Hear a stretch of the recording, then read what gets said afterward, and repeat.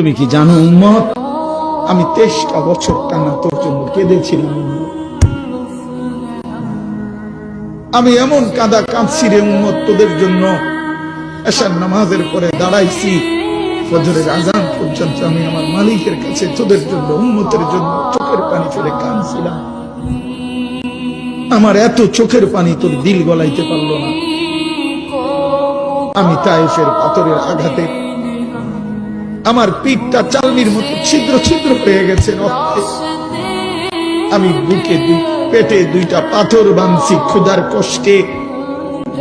আমি উহুদের দান্দান শহীদ করা রক্তে উহুদের ময়দানে পড়েছিলাম বেহুশ হয়ে। আমার ঘরের চুলায় 3 মাস রান্নার জন্য কোনোদিন চুলায় আগুন জ্বলে নাই। আমার এত চোখের পানি, এত রক্ত, এত ক্ষুধার কষ্ট, কিছুই তোর মন গলাইতে পারলো না, তোরে সেজদা দিতে পারলো না।